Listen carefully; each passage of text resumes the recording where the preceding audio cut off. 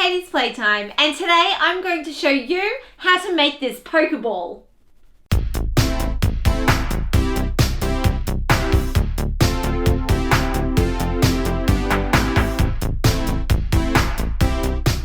Okay, so the stuff you need for the project today is a basketball, a ball for the basketball to sit on so it doesn't roll around everywhere, a hairdryer so we can fasten up the process of drying, some scissors, and our paper mache ingredients. I've got plain flour, sea salt, a measuring cup, a measuring bowl, a mixer, a pastry brush, or you can just use a paintbrush, whatever works for you, and a tablespoon. So let's get started on our paper mache Pokemon Ball using a basketball. Oh, and one last thing, we can't do paper mache without the paper. Shredded paper is all you need. A lot of people like to use newspaper, but it's really hard to find newspaper these days, and that's because everything's going online. So I just use normal printing paper, and I shred it up and I cut it all up into strips, and I just use that. So let's get started. So the first thing we want to do is get 4 cups of plain flour.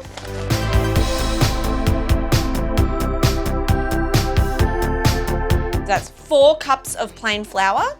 And then we want 2 tablespoons of salt. I've just got sea salt, but you can use any salt that you've got in the cupboard. And we want 4 cups of water. And I've just got cold water, so it doesn't have to be hot or anything. And just pour that in. And maybe just do a little bit at a time while you mix it in. And basically you want to make a nice batter. And I do have a video on how to make paper mache. You can watch that in the videos below.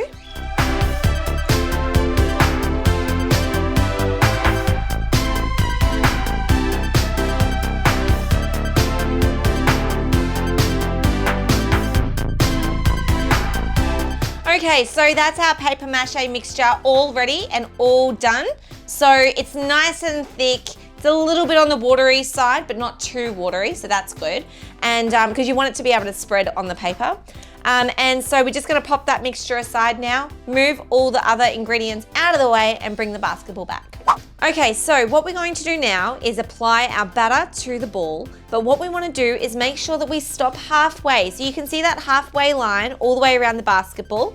That's gonna be our guide, because that's our center, because a Pokemon ball opens. So we want an opening point. So our paper mache is only gonna cover the first top half, then we're gonna stop, flip the ball, and do the other half.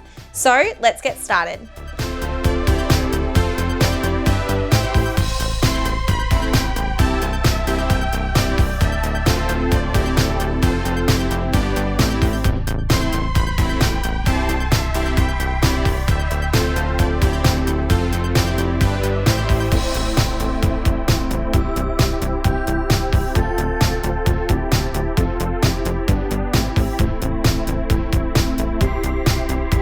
So basically what I'm doing is I'm painting the mixture onto the ball, and I'm popping a piece of paper onto the mixture. So the mixture is basically like glue. And as I put one piece down, I then just apply the mixture just onto the edges, just so then that way I know that they're curled around, because we don't want to lose the round shape that we've got. So as I do that, I'm basically doing one layer. Once I've done the one layer of the paper, I'm then going to get the hairdryer and I'm gonna dry it, and then I'm gonna do the other side, which is down the bottom. And we wanna do all up 3 to 4 layers of paper mache on our ball today.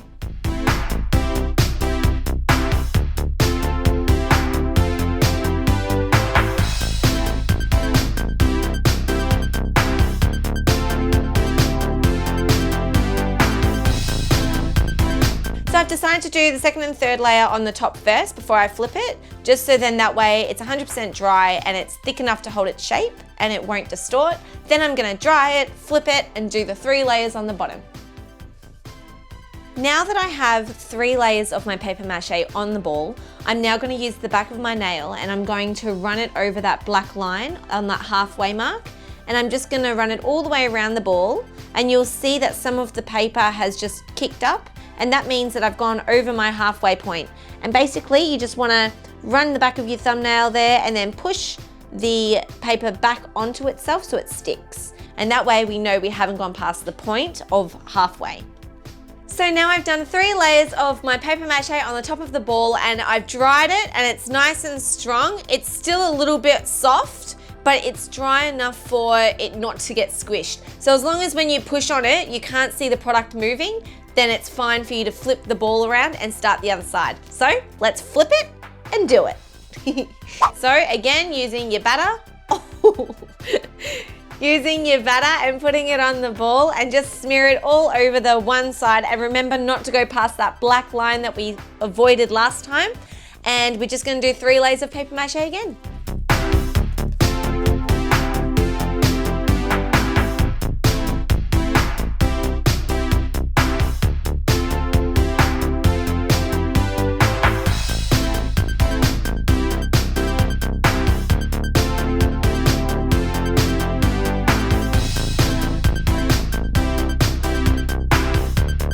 Now that we've done our Pokemon ball, top and bottom, the last thing we want to make sure we do before we start cutting it and painting it, we want to make sure that the circle is on the front of our Pokemon ball.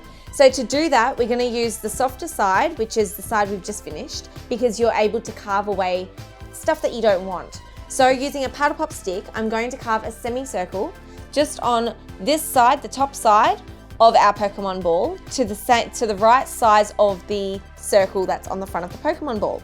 Then what we're going to do is we're going to paper mache that circle in, so then it's perfectly ready for when we cut it. So using a pen, I'm going to outline where the semicircle is going to be before I start carving it away.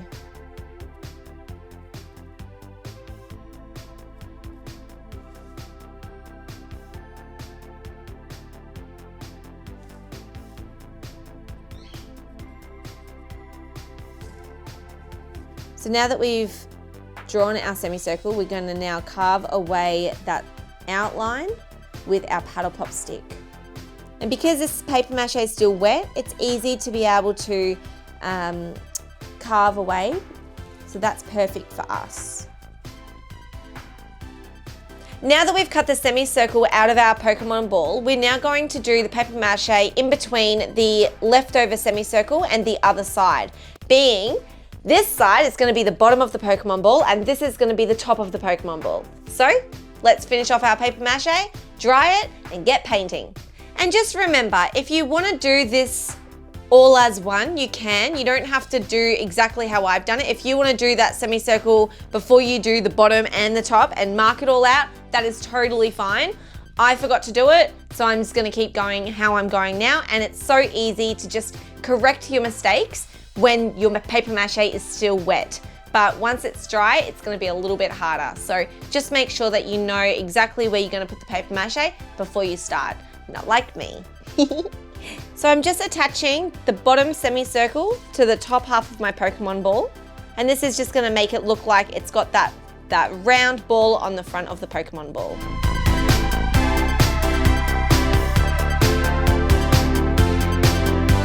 So here is what the Pokemon ball is supposed to look like after you've done the semicircle. Now what I'm going to do is just trace the black line around the circle. So then that way we make sure that the circle is actually a circle and it doesn't look like some sort of strange kind of wanting to be a circle kind of circle, if that makes any sense.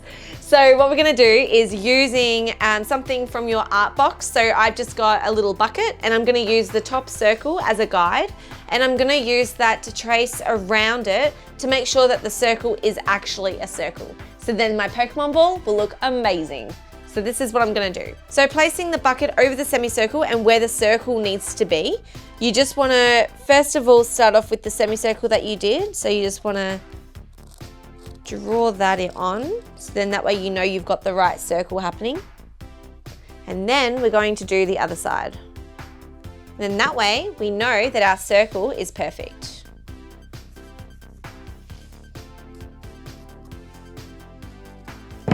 Okay.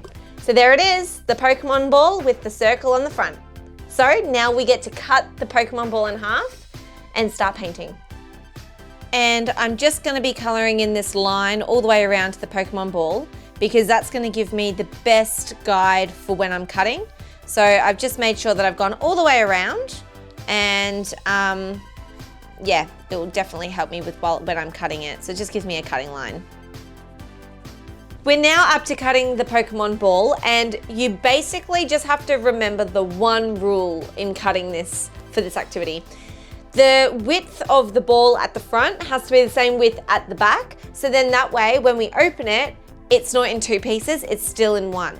So what I'm gonna do is just by the eye, you don't have to do it exactly, but you can just go, okay, it's gonna be about that wide on the ball, so then I'm just gonna do it about there on the back, and it's got to be direct center to that ball. So now I'm going to just mark it with a pen, and just very lightly, because I'm going to be painting over it, so I don't want the marker to come through, so I've just used green.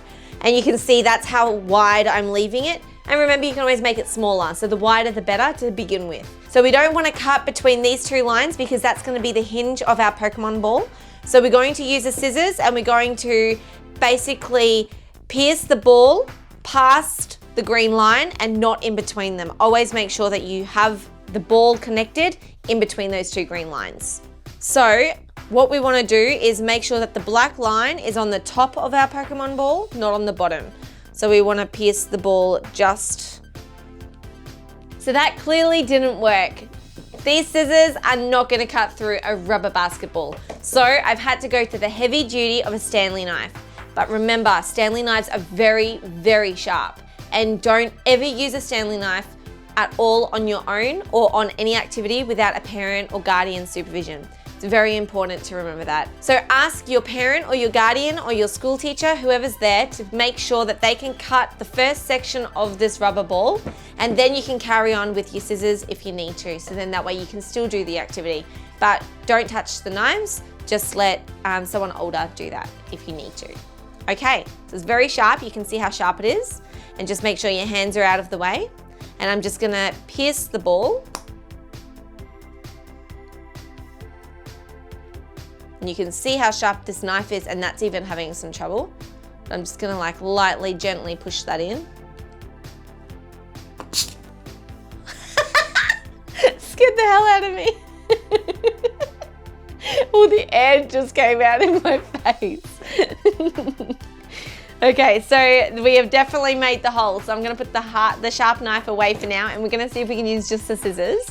So now that I've got the hole in there we go. Now I can actually cut around inside it.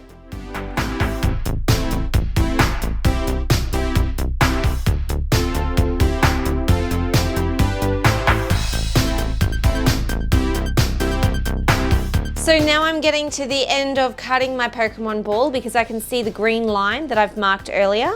If you don't mark the green line, then that's when it can go in danger zone, because you might actually pass the spot that you want to leave as a hinge. So now that we've cut it, can we open it?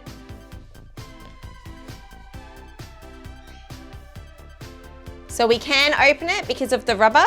So we might have to cut the hinge smaller just because as I open it, it doesn't want to bend. So that's okay because I've made it wide for a reason. So let's just see if I can take that in further. And that is so much better. That actually opens like the Pokemon Ball now. So now we can start painting. I've got my red, black and white paint. So I've got black, red and just white. I'm gonna squeeze the white on. I think it'll be a lot easier, but these ones came in big squeezy bottles. So I've got black and red. I'm gonna start off with the red first, then I'll do the black. Then once it's dry, I'm gonna flip it, then I'll do the white. So let's get painting. Woo, woo, woo. So I'm painting the top red because on the Pokemon Ball, the top part of the Pokemon Ball is red. And you guys know that, right? And the in-between part is going to be black where I've already done the texture. So that's gonna be just freshened up with a bit of black. And then the bottom part's gonna be white, just like the Pokemon Ball, the original.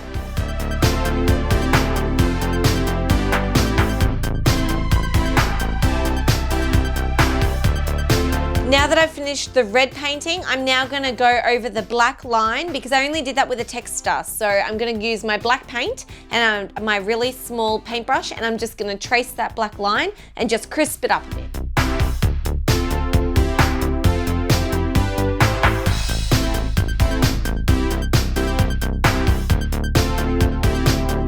Now that we've done the red and the black, I'm now going to flip the Pokemon Ball and we're going to do the white.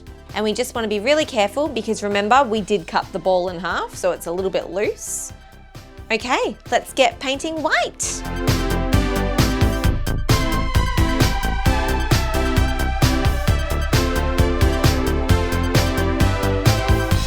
Okay, so the white is now done. So now all I have to do is dry it and we have our Pokemon ball. Woohoo! Okay, so I've got the Pokemon ball and let's see if we can find a Pokemon. I'm outside, I heard some noises in the bushes over there. Let's see if I can find one. Come on, let's go.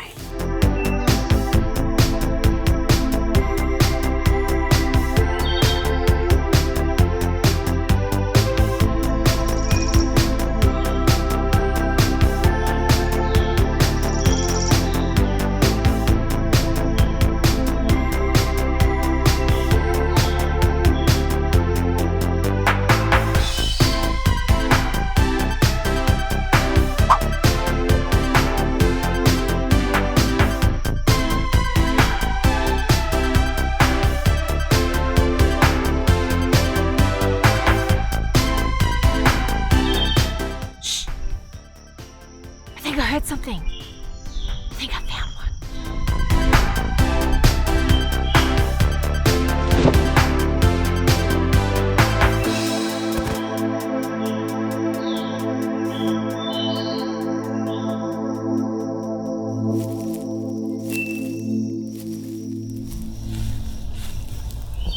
Whoa, we got one! I wonder what we got. Let's go back to the studio and let's see what we found. Our very own Pokemon in Australia. Come on, let's see what we got. So I've just got back into the studio and now we're going to open our Pokemon ball to see what we just caught. I wonder what I got. Oh my goodness, it's a Pikachu! Sunny, how did you get in there? I caught a Pikachu in my Pokeball and really, I used Sunny to trick us all. Sunny, you're so silly. Where did my Pokemon go? Don't forget to like, comment, and subscribe if you haven't already. Thank you so much for watching, and I hope you liked this video. Bye for now. See you in my next video.